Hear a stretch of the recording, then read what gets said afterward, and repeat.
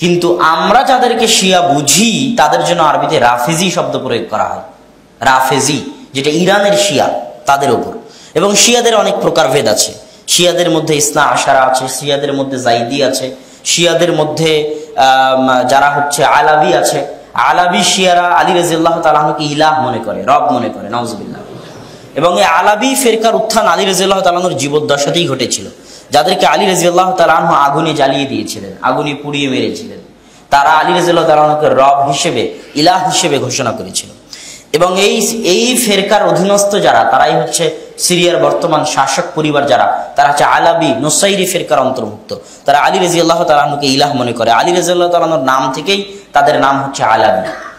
আর অধিকাংশ শিয়া যারা সারা পৃথিবীতে শিয়া নামে প্রচলিত, তারা সবাই ইসনা আশারিয়া, যারা 12 ইমাম, যে মুহাম্মদ সাল্লাল্লাহু আলাইহি ওয়াসাল্লামের পর থেকে ইমাম আসবেন এবং শেষ ইমাম হবেন ইমাম মাহদি, এবং তিনি একটা পাহাড়ের ভিতর থেকে বের হবেন আর মেঘমালার উপর থেকে আলী রাদিয়াল্লাহু তাআলা আনহু ঘোষণা দিবেন, যিনি হচ্ছেন তোমাদের ইমাম, তোমরা তার অনুসরণ করো।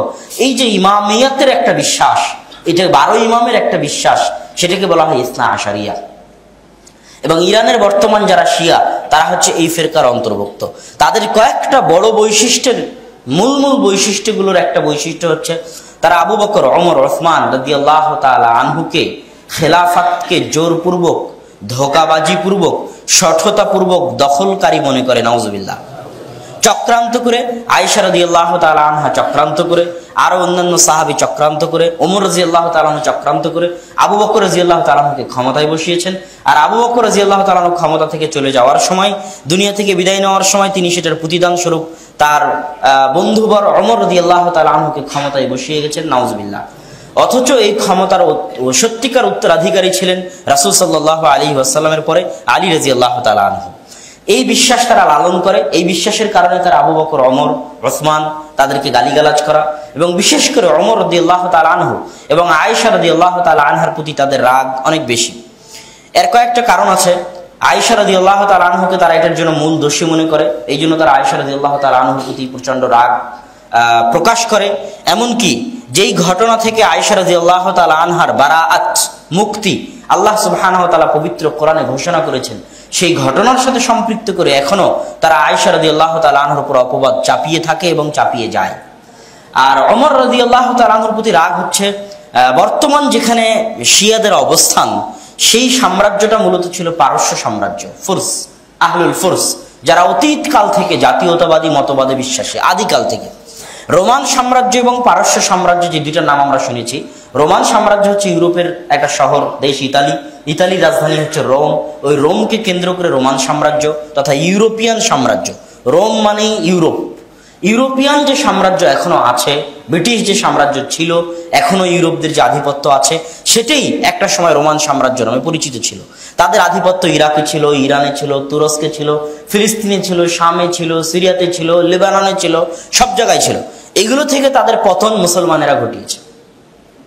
স্পেনে ছিল, এগুলো থেকে তাদের পতন মুসলমানেরা ঘটিয়েছে। আর পারস্য হচ্ছে ইরান, যারা ফার্সিতে কথা বলে। আমরা পারস্য বলি, আর এটা ফার্সি, ফুরস। আরবিতেও ফারিস নামে তাদের কথা এসেছে। আরবিতে কোনো পর উচ্চারণ নেই, সব ফারিস। সেটাকে আমরা বাংলায় বলি পারস্য। তো ওই পারস্যদেরকে পরাজিত করে তাদের ক্ষমতা দখল করা হয় ওমর রাদিয়াল্লাহু তাআলা আনহুর নেতৃত্বে। ওমর রাদিয়াল্লাহু তাআলা আনহুর যুগে কাদিসিয়ার যুদ্ধে ওমর রাদিয়াল্লাহু তাআলা আনহুর নেতৃত্বে, ওমর রাদিয়াল্লাহু তাআলার শাসন আমলে পারস্যের ক্ষমতা ধ্বংস হয় এবং তাদের যে বীর রুস্তম, তারা পরাজিত হয়। এবং এখনো পারস্যরা তাদের ওই জাতীয়তাবাদী চিন্তাধারা, যে আমরা জাতিতে পারস্য, এই জাতীয়তাবাদী চিন্তাধারায় বিশ্বাসী হওয়ার কারণে তারা ভিতরে ভিতরে ওমর রাদিয়াল্লাহু তাআলা আনহুকে নিজেদের শত্রু মনে করে। তারা অন্তর থেকে পরিপূর্ণরূপে ইসলামকে এখনো গ্রহণ করতে পারেনি, মানতে পারেনি, বিশ্বাস করতে পারেনি। এই জন্য তারা ইসলামের ভাষা আরবিকে গ্রহণ করতে পারেনি। তাদের প্রভাবের কারণে আমরাও ইসলামের ভাষা আরবি গ্রহণ করতে পারিনি, কারণ আমরা তাদের দ্বারা শাসিত হতাম। না হলে পৃথিবীর যেখানে ইসলাম গেছে, সেখানকার মানুষ নিজের জাতি, গোত্র, ধর্ম, বর্ণ, সংস্কৃতি সবকিছুকে ইসলামের সামনে স্যালেন্ডার করে দিয়েছে। নিজেদের ভাষা পর্যন্ত ইসলামের সামনে স্যালেন্ডার করে দিয়েছে। কিসের নিজের ভাষা? আরবি ভাষায় কথা বলতে হবে। যেখানে ইসলাম প্রবেশ করেছে সেখানে আবেগ মানুষের মধ্যে দেখা গেছে। কোথায়? স্পেন। স্পেনে কোনোদিন আরবি ভাষা ছিল না, কিন্তু ইসলাম যখন ঢুকেছে তখন তারা এমনভাবে ইসলামকে গ্রহণ করেছে, নিজের ভাষাও বাদ দিয়ে দিয়েছে। এখন শিখবো আরবি ভাষা, আরবি ভাষায় কথা বলবো। মুসলমানদের ইসলামের সংস্কৃতি, ইসলামের আদব হবে আমাদের সংস্কৃতি। ইসলামের ইতিহাস ঐতিহ্য হবে আমাদের ইতিহাস ঐতিহ্য, বদর উহুদ খন্দক হবে আমাদের ইতিহাস ঐতিহ্য। কিন্তু সেই জায়গা থেকে বের হয়ে আসতে পারেনি পারস্যরা।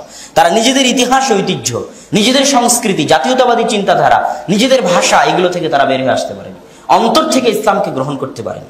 এই জন্য তাদের চরম এবং পরম রাগটা ওমর রাদিয়াল্লাহু তাআলা আনহুর উপর। তো এই গেল মোটামুটি শিয়াদের আকীদা এবং বিশ্বাস। এটার বিপরীতে আহলুস সুন্নাত ওয়াল জামাতের আকীদা এবং বিশ্বাস হচ্ছে রাসূল সাল্লাল্লাহু আলাইহি ওয়াসাল্লামের যত হাদিস আছে, যত ইতিহাস আছে, আপনি যে কোনো হাদিস গ্রন্থ খুলে মানাকিব সাহাবা, সাহাবীদের মর্যাদা অধ্যায়গুলো পড়বেন, সেই মর্যাদা অধ্যায়গুলোতে আপনি স্পষ্ট দেখতে পাবেন যে রাসূল সাল্লাল্লাহু আলাইহি ওয়াসাল্লামের পুরো জীবনীতে ইশারা ছিল, ইঙ্গিত ছিল যে রাসূল সাল্লাল্লাহু আলাইহি ওয়াসাল্লামের পরে তার স্থলাভিষিক্ত হওয়ার একমাত্র যোগ্য হচ্ছেন আবু বকর রাদিয়াল্লাহু তাআলা আনহু। রাসূল সাল্লাল্লাহু আলাইহি ওয়াসাল্লামের শেষ জীবনে তার অনুপস্থিতিতে আবু বকর রাদিয়াল্লাহু তাআলা আনহুর ইমামতি করা এবং আরো যত ঘটনা আছে, সব ঘটনা হাদিস গ্রন্থের স্পষ্টভাবে প্রমাণ করে যে আবু বকর রাদিয়াল্লাহু তাআলা আনহু রাসূল সাল্লাল্লাহু আলাইহি ওয়াসাল্লামের পরে যোগ্য উত্তরসূরি, এবং আল্লাহ সুবহানাহু ওয়া তাআলার পক্ষ থেকেই তারা দায়িত্ব পেয়েছিলেন এবং সকল সাহাবী তাদের উপর একমত ছিলেন। স্বয়ং আলী রাদিয়াল্লাহু তাআলা আনহু বায়া আলা আবি বকর ওয়া ওমর ওয়া উসমান, আলী রাদিয়াল্লাহু তাআলা আনহু আবু বকরের হাতে বায়াত করেছেন, ওমরের হাতে বায়াত করেছেন, উসমানের হাতে বায়াত করেছেন। এর অগণিত অসংখ্য দলিল ইতিহাসের পাতায় আছে। সুতরাং আলী রাদিয়াল্লাহু তাআলা আনহু তাদেরকে শ্রদ্ধা করতেন, সম্মান করতেন এবং তাদেরকে খলিফা হিসেবে মেনেছেন, অনুসরণ করেছেন, তাদের অধীনে থেকেছেন। সুতরাং এখানে অন্য কোনো চিন্তা করার সুযোগ নেই, অন্য কোনো অভিযোগ উত্থাপন করার সুযোগ নেই। এবং এই চারজনই হচ্ছেন আল খুলাফা আর রাশিদুন, সত্য সঠিক যে খলিফা, যে 40 বছরের যে শাসনামল, ন্যায়পরায়ণের শাসনামল, পরিপূর্ণ পূর্ণাঙ্গ শাসনামল, এটা এই চারজনের মাধ্যমেই আল্লাহ সুবহানাহু ওয়া তাআলা কায়েম ও দায়েম রেখেছিলেন। সুতরাং সকল সাহাবীকে সম্মান করতে হবে। কোন সাহাবীকে যদি কেউ গালি দেয়, বিন্দুমাত্র আঘাত দিয়ে কথা বলে, তাহলে সে আহলুস সুন্নাত ওয়াল জামাত থেকে খারিজ হয়ে যাবে। সে শিয়াদের মতো, খারিজিদের মতো। কেননা খারিজিরাও কিছু সাহাবীকে গালি দিয়েছে, শিয়ারাও কিছু সাহাবীকে গালি দিয়েছে। আর আহলুস সুন্নাত ওয়াল জামাতের মূল ভিত্তি হচ্ছে সব সাহাবী, সকল সাহাবী। তাদের অভ্যন্তরে কি হয়েছে তা আমরা জানি না, সেটা আল্লাহ জানেন। আমাদের বিশ্বাস হচ্ছে সকল সাহাবী ন্যায়পরায়ণ, সকল সাহাবী সৎ এবং সকল সাহাবী রাসূল সাল্লাল্লাহু আলাইহি ওয়াসাল্লামের দ্বীনের ধারক এবং বাহক। শিয়াদের পরবর্তীতে যে ফেরকাগুলো আবির্ভাব ঘটেছে, এই ফেরকাগুলো মূলত এসেছে ফালসাফা, দর্শন শাস্ত্রের প্রভাবের কারণে। খারিজি এবং শিয়া ফেরকার আবির্ভাবে দর্শন শাস্ত্রের কোনো প্রভাব ছিল না, কিন্তু পরবর্তীতে আসা মোটামুটি 90% ফেরকার উপর দর্শন শাস্ত্রের প্রভাব ছিল। ইসলামী সাম্রাজ্য যখন বিস্তৃতি লাভ করে, আব্বাসী খেলাফত আমল যখন চলে আসে এবং দার্শনিক যারা ইতিহাসের পাতায় যাদের নাম স্মরণীয়, মুহাম্মদ সাল্লাল্লাহু আলাইহি ওয়াসাল্লামের পূর্বের যারা মানুষ, ঈসা আলাইহিস সালাতু ওয়াস সালামের সময়কাল, তার পূর্বের তার পরের যারা মানুষ, এরিস্টটল, প্লেটো, সক্রেটিস, তাদের যে দর্শনগুলো, এগুলো যখন আরবিতে অনুবাদ হওয়া শুরু হয়, তখন ওই দর্শন শাস্ত্রের পরিভাষা, আকীদা, বিশ্বাস মুসলমানদের আকীদা এবং বিশ্বাসের সাথে সাংঘর্ষিক রূপ ধারণ করে।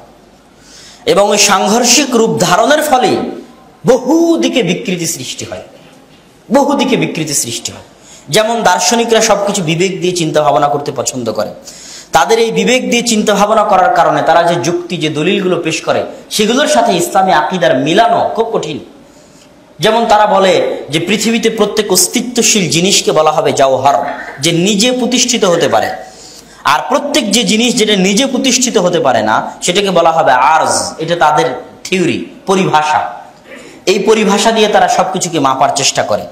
যেমন একটা কাঠ, এই কাঠটা হচ্ছে জওহর, আর ওই কাঠের উপর লাল রং হবে না, কালো রং হবে না, সাদা রং হবে, এই লাল কালো সাদা রং হচ্ছে আরজ। কেননা লাল কালো সাদা রঙের নিজস্ব কোনো অস্তিত্ব নাই, কোনো না কোনো কিছুর উপর দিলেই সেটার অস্তিত্ব আসে। ঠিক একজন মানুষ ভালো মন্দ, মেধাবী, তো মেধাবীর নিজস্ব আলাদা কোনো অস্তিত্ব নাই, ভালো ব্যবহারের আলাদা নিজস্ব কোনো অস্তিত্ব নাই, জ্ঞানীর আলাদা নিজস্ব কোনো অস্তিত্ব নাই। জ্ঞানী, মেধাবী, ভালো মন্দ এটা মানুষের কোনো না কোনো মানুষের শরীরের মধ্যে গিয়ে তারপরে পাওয়া যায়। তো এই শরীরটা হচ্ছে জওহর, আর ওই মানুষের গুণাবলী যা দেখা যায় না, সেটা হচ্ছে আরজ। তো এই জিনিসগুলোর কারণে যখনই আল্লাহ সুবহানাহু ওয়া তাআলার ক্ষেত্রে মুসলমানরা বলা শুরু করে ইন্নাল্লাহ আলিম, আল্লাহ হচ্ছেন জ্ঞানী, আল্লাহ হচ্ছেন হাই, চিরঞ্জীব, চিরন্তন, চিরস্থায়ী, এই যে আল্লাহর গুণাবলী যেগুলো পবিত্র কোরআন এবং হাদিসে আছে, এই গুণাবলীগুলো বাস্তবায়ন করতে গেলেই আল্লাহ সুবহানাহু ওয়া তাআলা তাআদ্দুদুল উলুহিয়া, 100টা গুণ সমান 100টা ইলাহ হওয়া লাজিম আসে। 100টা গুণ সমান 100টা শরীর, জিসিম থাকা লাজিম, অপরিহার্য হয়ে যায় তাদের থিওরি অনুযায়ী। তখন তারা এই সমস্ত গুণাবলী এই সমস্ত আল্লাহ সুবহানাহু ওয়া তাআলার গুণ সবগুলোকে অস্বীকার করে তাওহীদের বিশ্বাসকে বাঁচাতে। তারাও তাওহীদের বিশ্বাসকে বাঁচানোর দোহাই দিয়ে এই জিনিসগুলো প্রচার করে যে যখনই আমরা এই বিশ্বাসগুলো বিশ্বাস করতে যাব তখনই আল্লাহ